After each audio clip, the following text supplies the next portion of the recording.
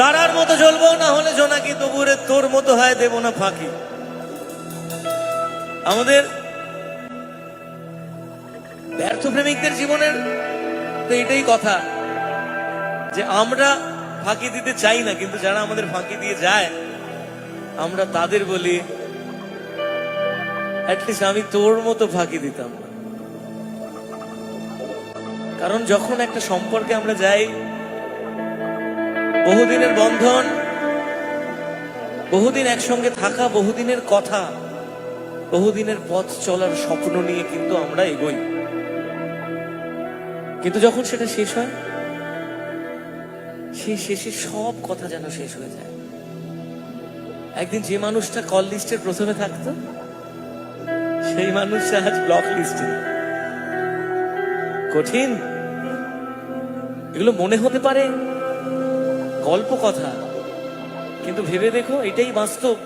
যে মানুষটা কল লিস্টের প্রথম এবং সারাদিনে সব থেকে বেশি ফোনের সংখ্যা যার ফোনে থাকতো, সেই আজ ব্লক লিস্টে। বড় অদ্ভুত না? আর এই জায়গা থেকেই আমার খুব অবাক লাগে ভালোবাসতে, কাউকে ভালো লাগতেও ভয় লাগে।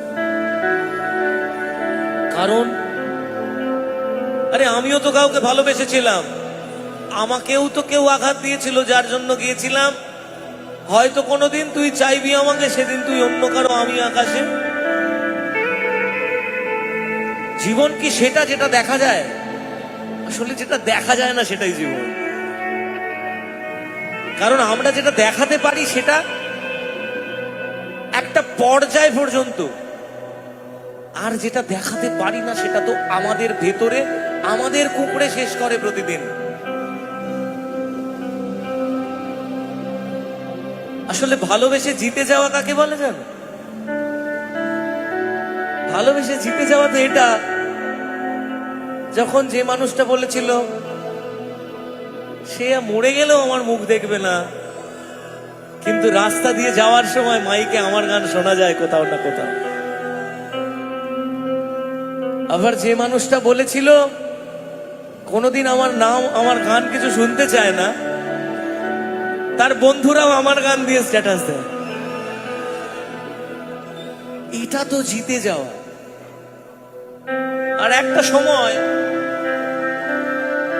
আমি আমার কথা বলছি, আমিও তো কাউকে ভালোবেসেছিলাম কোনো একটা সময়, আমিও তো আঘাত পেয়েছি, সেই আঘাতেরই গল্প এটা। আমি একটা সময় তাকে বলতাম, যখন আমি তার কাছে সম্পর্কে শেষ সময় প্রচুর ওই বাংলা প্রবাদ বাক্য লাথি ঝাঁটা খাচ্ছি,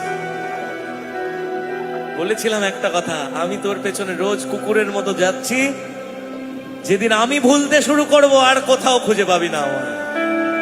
গুরু, আজ সেই দিন আমার, আমি ভুলে গেছি, আমি সব ভুলে গেছি, শুধু মনে রেখেছি তার থেকে যাওয়ার ভালো স্মৃতিগুলো। কারণ মনে রেখো, মানুষের চলে যাওয়ার খারাপটা মনে রাখতে নেই, কারণ সে তো কোনো একটা ভালো মুহূর্তেরও সাক্ষী ছিল, সঙ্গী ছিল। তাই ভালোটা মনে রেখো, আর খারাপটা ভুলে গিয়ে তাকে ক্ষমা করে দিও, কারণ ক্ষমাই পরম ধর্ম। আর যদি আমরা ক্ষমা করতে পারি, তাহলে আমরাই তো জয়ী, দিন শেষে আমরাই তো জয়ী। আর আমরাই তো বলতে পারি তখন, আমায় কাঁদাস না আর কাঁদাস না রে তুই, তোর স্মৃতি ছাড়া নেই